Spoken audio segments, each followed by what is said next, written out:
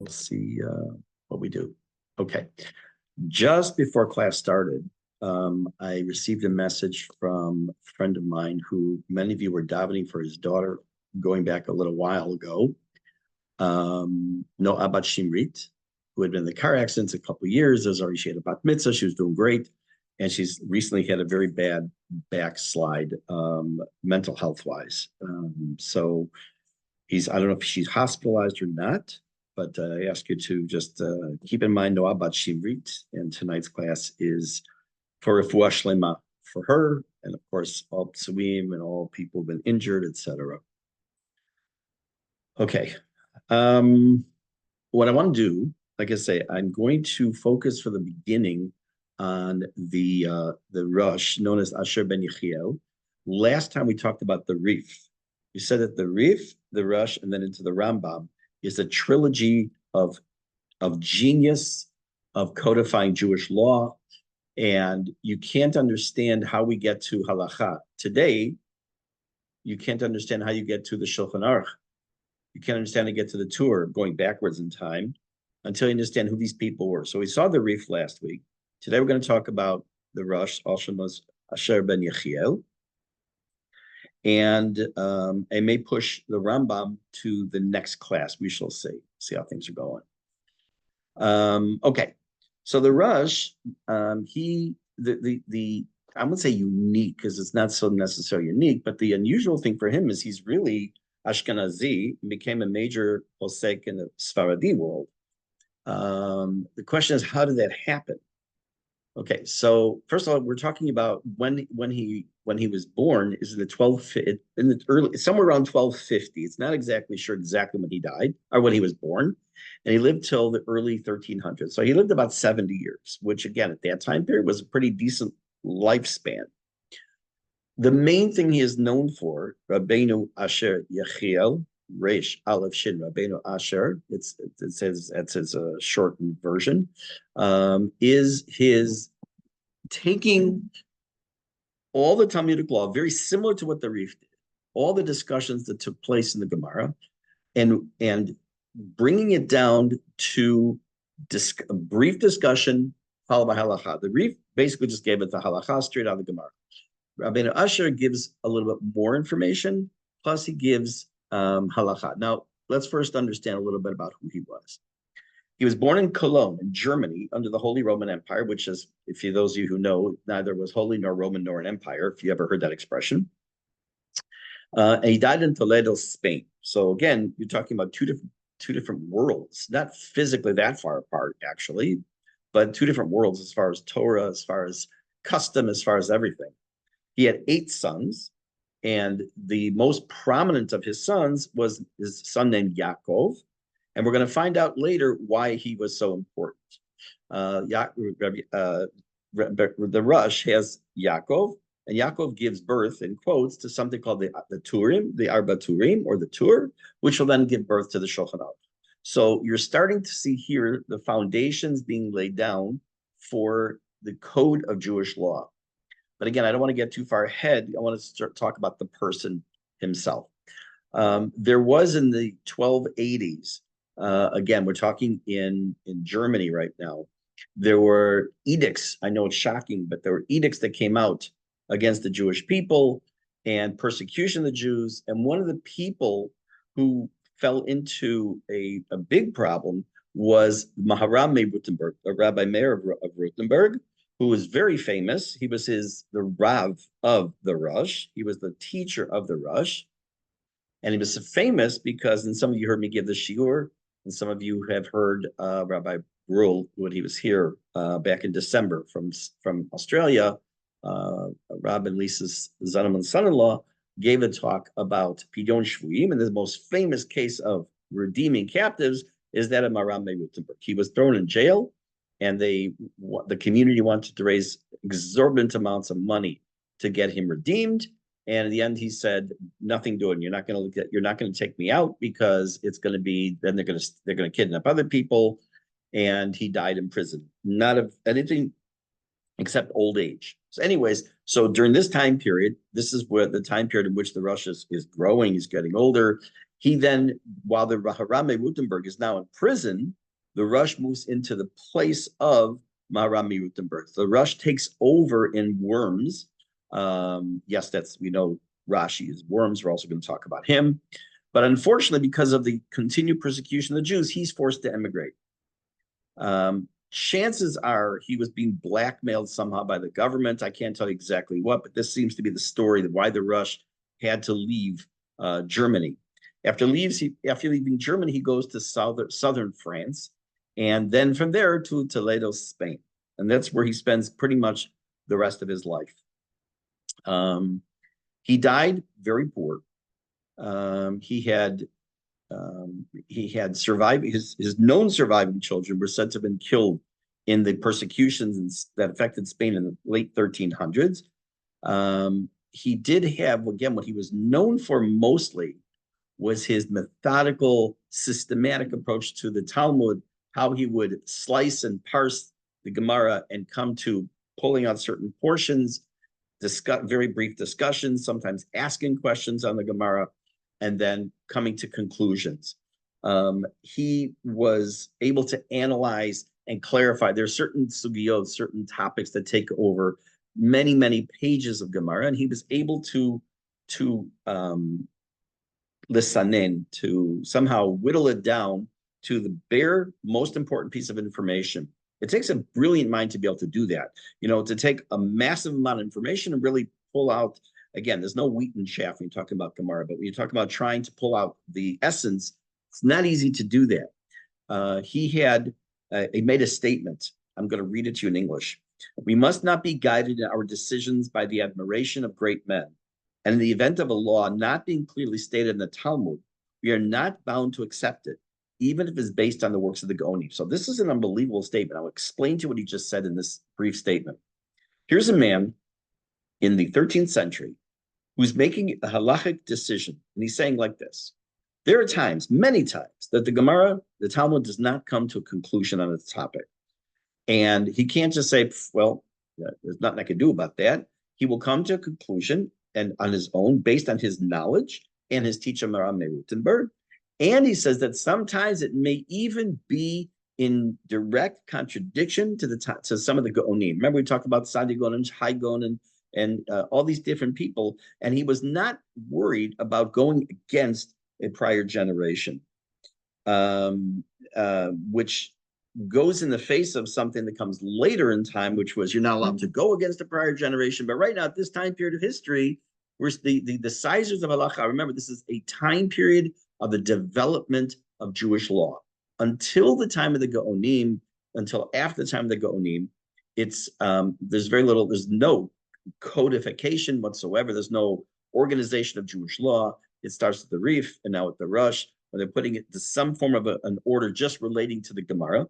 There's no chapter this, look up this in this book. There's none of that yet. So right now, it's still the development of halacha. Where Rabbeinu Usher was different than many of the people of his time, the rabbis we've learned about already and some that we haven't even learned about, was he would fall into a category today of being called a super Haredi. Why?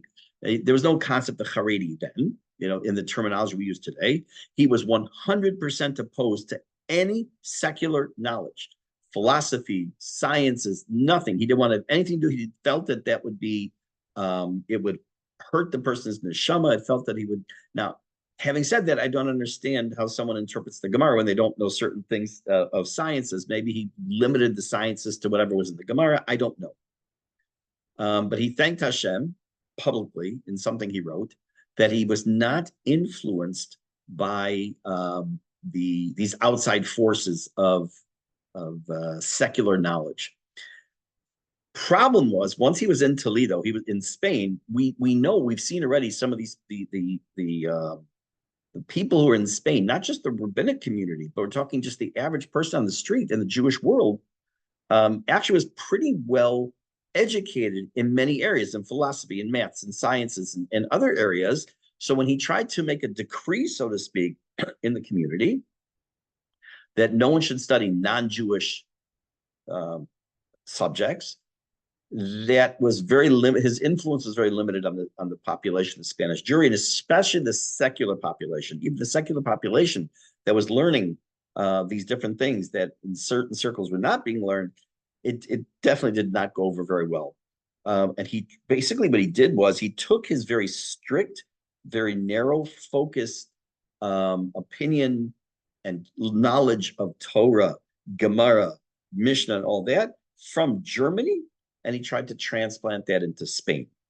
The culture, the type of people was very different, and therefore it did not necessarily go over very well. It doesn't diminish who he was, because again, he is one of the pillars of what becomes the Shulchan Aruch, which I'll mention in a couple of minutes.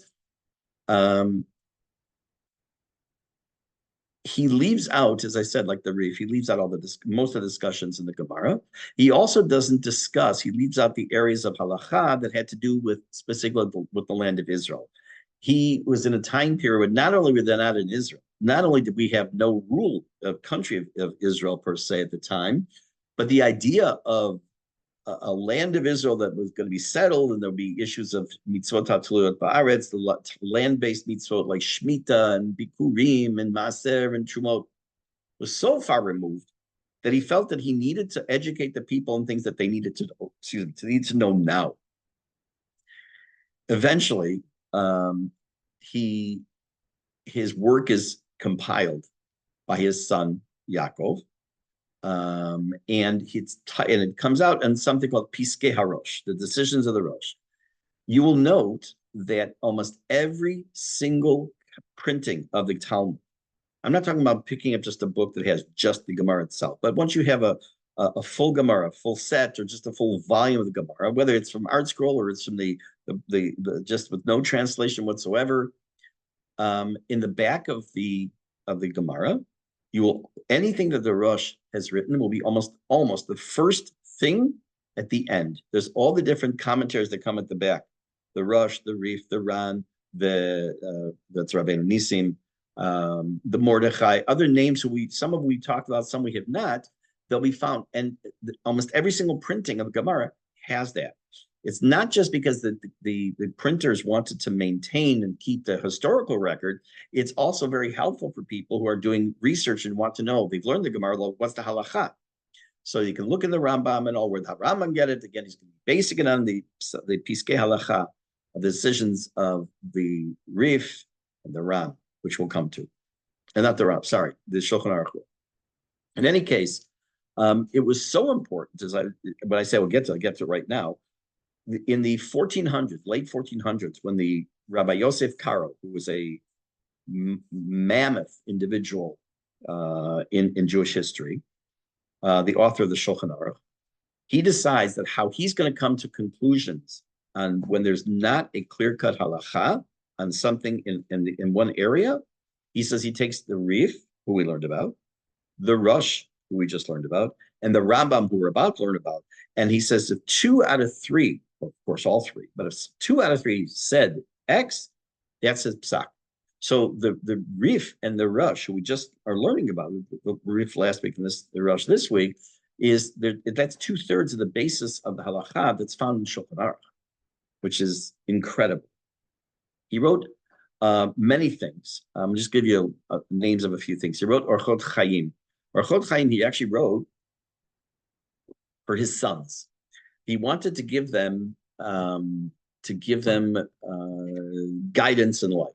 It's similar to the Igeret Ramban, the Ramban who wrote a letter to his son, in which he starts talking about how to comport himself in life and talks about the very beginning to stay away from anger, etc. This is a similar idea because he starts off talking about distancing yourself from haughtiness. Now, haughtiness is not anger. There are two different emotions, two different things. But it's also, he considered that to be one of the worst things that a person could do because it means it becomes about themselves.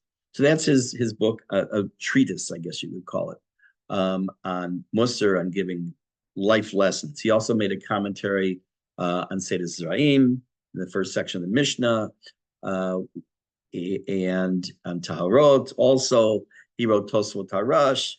I wasn't in the class. Someone told me, they were in a class. The Tosfot Harash is a book that's about this thick. This isn't it. This is something else. About this thick. And evidently, it was a time period when a friend of mine, we were in high school, but at a different high school than I was in. And the Rebbe got very angry at his Talmud, and he took the book and he smacked him with it, and it bent. Then the Rebbe started screaming, "You idiot! You broke my Tosfot Harash." So that whenever I talk about the Tosfot Harash, that's the first story that comes to mind. Anyways, he also wrote many responsa. Now we talk about responsa, shelot utshuvot in the time of the Gonim, where people wrote letters, and he responded in writing to those questions, and that also became part of the corpus of Jewish law. He also wrote some commentary on Torah, but it's not learned as much, and you won't find it too often in too many Chumashim because of more esoteric, more mystical. A lot of gematria as well are used, and therefore wasn't as, it's still to this day is not as popular as his halach. Okay, what I want to do is I want to pivot. I want to pivot now to the Rambam. I think what I'd like to do is give, the Rambam's going to take us between learning his biography and then learning some of what he taught us and his methodology and all. It's going to take us probably 3 classes. I want to give now more of an introduction, a little bit of background on the Rambam, and that's what we'll probably spend part of the rest of this class on now. The Rambam, in English, he's known as Maimonides. It stands for Rabbi Moshe ben Maimon. I'm going to start at the very, very end. For those of you who've been to Tveria and have been to the kever of the Rambam, to the grave of the Rambam, you will know that on top of the grave, there's a statement that says as follows: Mi Moshe ad Moshe, Lokam ki Moshe. What does that mean? First of all, what's it based off of? There we say in Tefillah, Lokam ki Moshe od. Naviu Mabit, okay, right? So that's in Yigdal. Lokam ki Moshe od is one of the Yud Gimel Yikarim the Rambam sets down for us, that one of the 13 principles, that there's never been and never will be a Navi or a prophet greater than Moshe, or as great or greater than Moshe. And using that terminology, Lokam ki Moshe od, the inscription on the grave of the Rambam is Mi Moshe ad Moshe, from Moshe Rabbeinu until Moshe, meaning this Moshe ben Maimon, Lokam ki Moshe. There was nobody else, meaning that his greatness superseded everybody between those 2 individuals. If I'm not mistaken, it's also on the kever of Reb Moshe Feinstein Zatzal, because he's also Moshe, and it says there, Mi Moshe ad Moshe Lokam ki Moshe. I think I have to take a look again. I haven't visited his grave here on Har Menachot, but it's one of the things I hope to plan to do maybe after the summer. Bezrat Hashem. Anyways, let's boil it down to what he was. He was a major rabbinic authority, a codifier of Jewish law. Again, codifying doesn't mean writing codes. It means putting things in order of chapter, topic, chapter, subcategory, and laying out what the rules and regulations are. For those of you who took any business law class in college, I took one. I was going to take more because I was planning on being a lawyer. Yes, you'll know those very thick brown books that were used. Now they just, I'm sure everything's online, but back then, thick brown books of law, of case law, criminal law, and torts and everything else. That's a code. It's a code of law. So he was a rabbinic authority, codifier, a philosopher, and a physician. To think that he was able to accomplish what he did in his life is truly, it's a superhuman actions, what he did. Let's find out a little bit about him and learn about him and what made him tick. So first, in order to understand him, we have to understand who he was, where he comes from. He's born in Cordoba, Spain. Again, this is the Golden Age of Spain. He was the crown jewel of the Golden Age of Spain. He is the student of someone I mentioned in passing once, Rabbi Yosef ibn Migash, who's known as the Migash, Rabbi Yosef from Migash, not from, son of Migash. He refers to himself, his own genealogy. The Rambam said as follows, translated into English: I am the son of the learned Joseph, son of Isaac the Dayan, son of Joseph the Dayan, son of Avadia the Dayan, son of Rabbi Solomon, son of Avadia. Okay, He gives his own.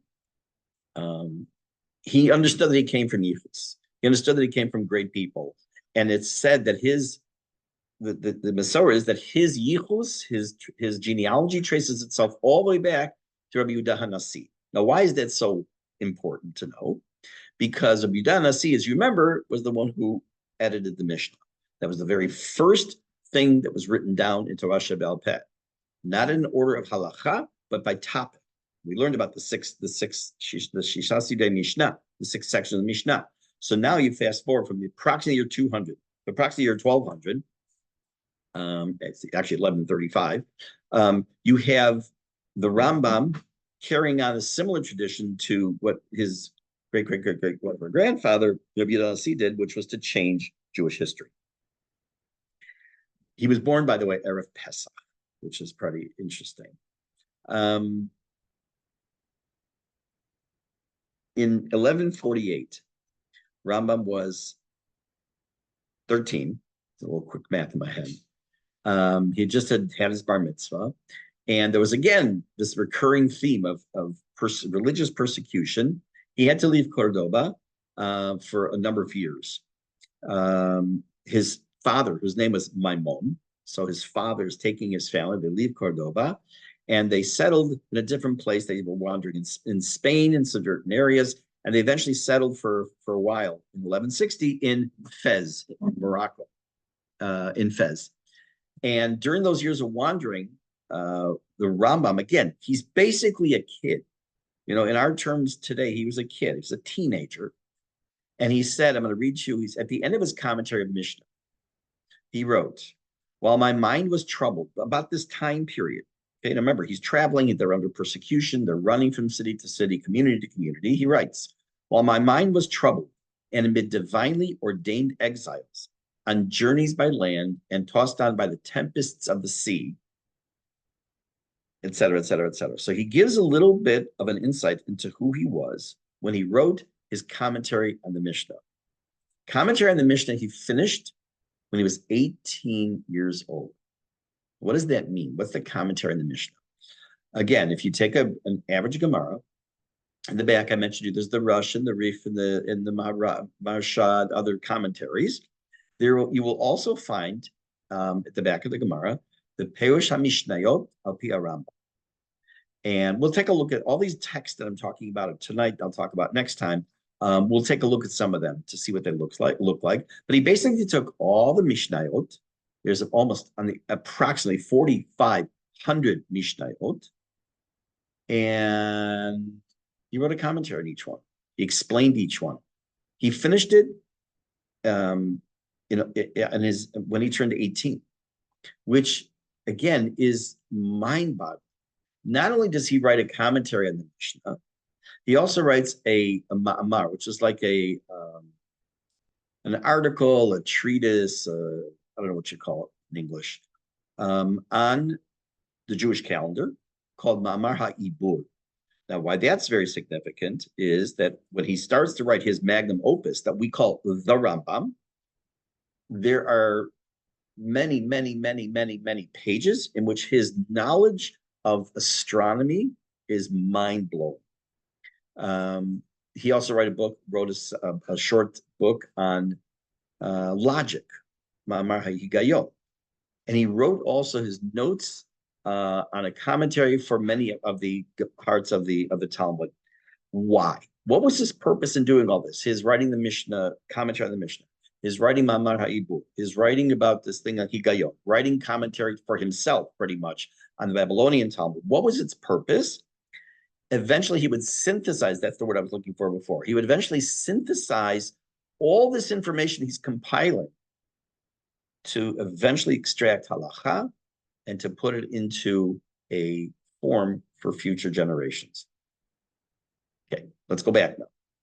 It's 1160, and Maimon and his sons, Moshe and David, and he has a daughter also, whose name I do not know, are in Fez. And the ruler, the Almohad ruler at the time, starts to change his attitude toward the Jews. A little bit more moderate, a little bit more giving, and therefore the Maimon family decides that it's worthwhile for his family to settle finally in Fez in Morocco, because that seems to be the most friendly place for the Jews to live.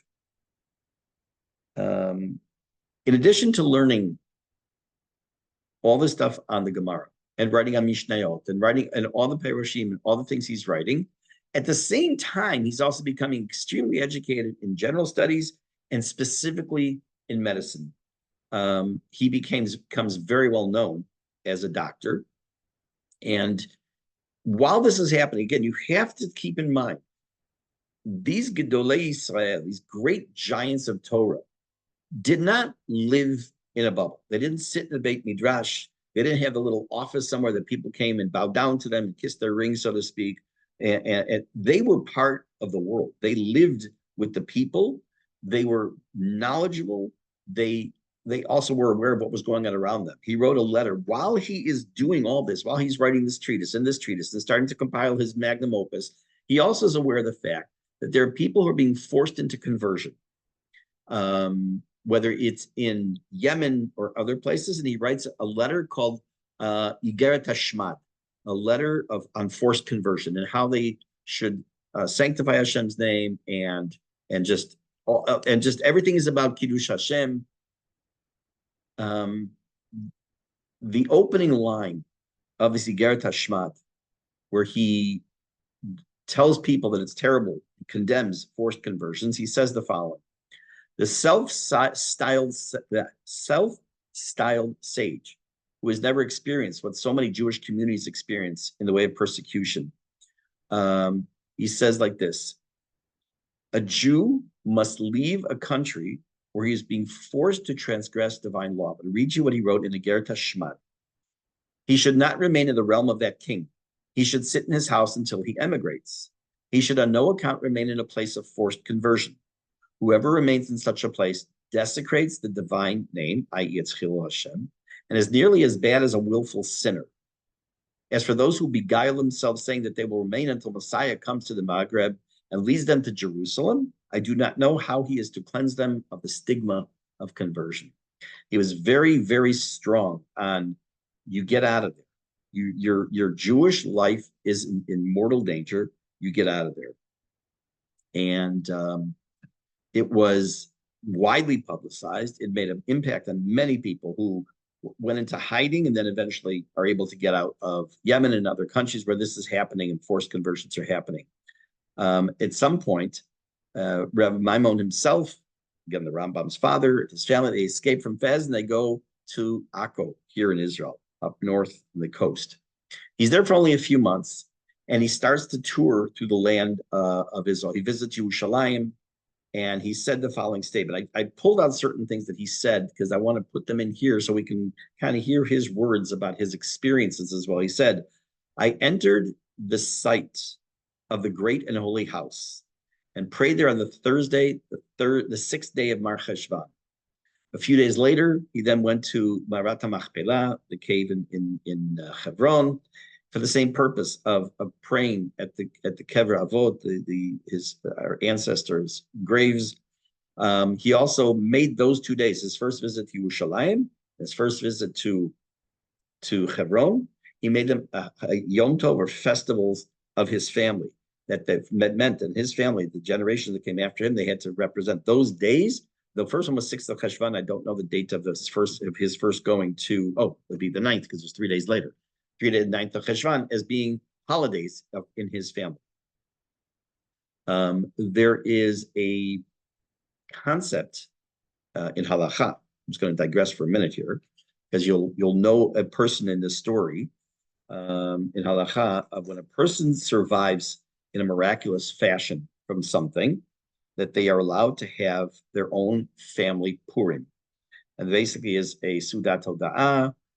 It is incumbent on the person it happened to, once they establish it, his children and his grandchildren. I think it's only 3 generations, it's 4.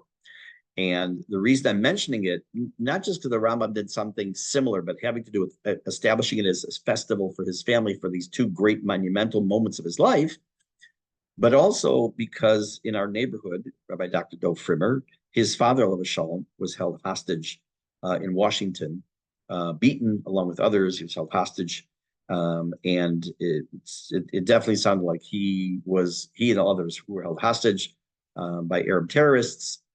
It wasn't B'nai B'rith. It's going to come to me. Forgot. Um, they were released. They were saved. They weren't released. They were saved, and they established what's called the family of Frimmer family Purim. And Rav Dov has written about it. And there have been articles, many articles written about it. And if you have time, just go online. You can just look it up. It's fascinating. But halacha is evidently, learned this of him also, that it only applies to the first, second, and third generations. And after that, if they want to, they can. And others, they don't need to. But this is something fascinating the Rambam established.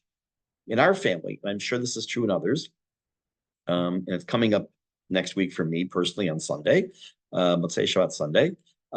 We have a Ke'ilah Chag. It's our Hebrew date of our Aliyah, the changing of our lives. The 15th of Tammuz. We landed the 15th of Tammuz. Of course, 2 days later, it was about 5,000 degrees. And on Shiva Sabbat Tammuz, that was a fun fast. But I don't say Tachanun on that day. It's a very special day for our family. Baruch Hashem. So coming back now to our story here. The family left Israel for reasons that to me are unclear. I imagine it's written somewhere. I'd come across reasons. And they sail to Egypt. They stayed in Alexandria, then they moved to Cairo, and eventually settling in Fostat, in the old city of Cairo. And Maimon, the father of the Rambam, died at this time. It's unclear if he died here in Israel or in Egypt. I don't know. I don't know the answer to that. For 8 years, the Rambam lived carefree. Now, what does that mean, carefree? It meant he did not have any financial worries. He was free to do his medicine, which we'll talk about shortly. He was free to do his writing. Why? How did he have this financial freedom? Because don't forget, our Gedolei Yisrael also had to make money. That's why in the Gemara, you'll see people had jobs. They were blacksmiths, and they were sandal makers, and they were weavers, and they worked for a living. He had a brother, as I mentioned before. His name was David, and he dealt in precious stones. And he was a merchant. He traveled a lot on the seas, and he would, part of his money that he made, he would give to the Rambam, his brother, in order to prepare to pay for his food and his lodging and for helping publish any of his works. And that gave the Rambam some tremendous, tremendous freedom and peace of mind until, unfortunately, his brother, David, was on a trip in the Indian Ocean, and he was lost at sea. He died.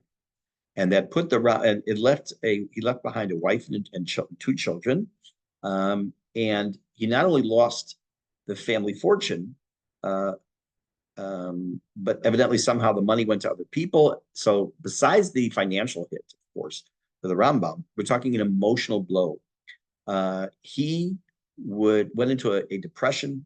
He was unable to work, unable to write for a period of time. And he couldn't bring himself to make parnasah, to make a living from Torah. Means he didn't speak to make money. He didn't write to sell books to make money. So he needed to have parnasah to make a living some other way. And he decided to undertake the profession of medicine, to become a doctor. So I was just asked if I know when the Rambam was married. Do I know anything about his wife? I don't offhand, but I will see if I can find information, because he did have children. I don't have the information off the top of my head, but please remind me and I'll check into it for next time.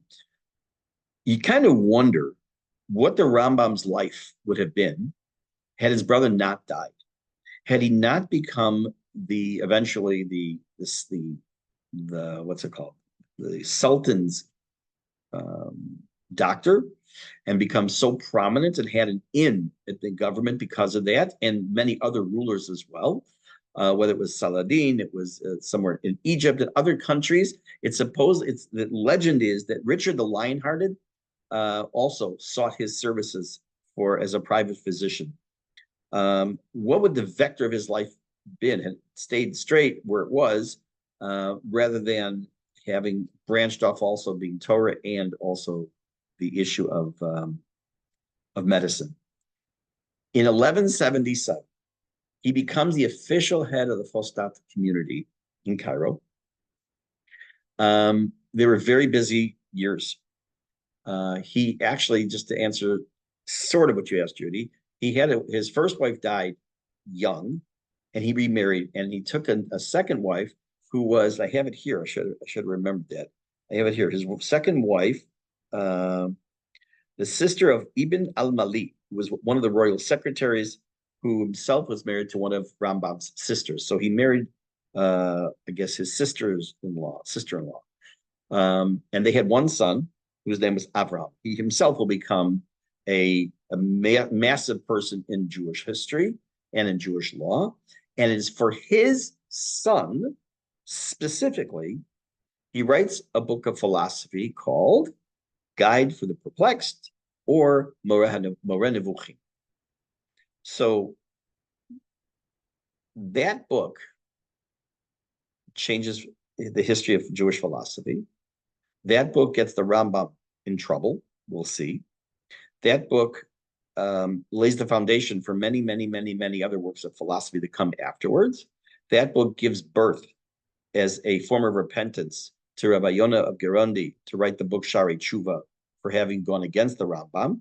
There's just this, it is unbelievable how one person has so many vectors off of what he has done and accomplished in his life that impacts people to this very day. Moreh Nevuchim, you'll find in almost every house that has a library of a good amount of books. Every Beit Midrash has it. And to think that it was actually burned, it's a story we're going to get to next time. It was burned along with other works of the Rambam, is a travesty. But this book he wrote, which was to chiefly take apart most of the concepts in Judaism and to put them down what the philosophy of Judaism is of these concepts. What I want to do, I'm going to stop here because I want to talk next week about the two main works he did, which is the Moreh Nevuchim and the Mishnah Torah. The Mishnah Torah is what everyone calls the Rambam. And I'll explain why that is. So the real official name is the Yad HaChazakah. So as was pointed out, next week, Tuesday, is Shiva Asar Tammuz. If we have Bezrat Hashem Mashiach and the Beit HaMikdash, and we don't have to fast, I'll see you Tuesday night, Bezrat Hashem. If we don't, Chas V'Shalom, then I'll be back here 2 weeks from tonight, Bezrat Hashem, as it stands now. Meantime, have a wonderful evening, and we should have this all told. Thank you very much. Thank you, everybody.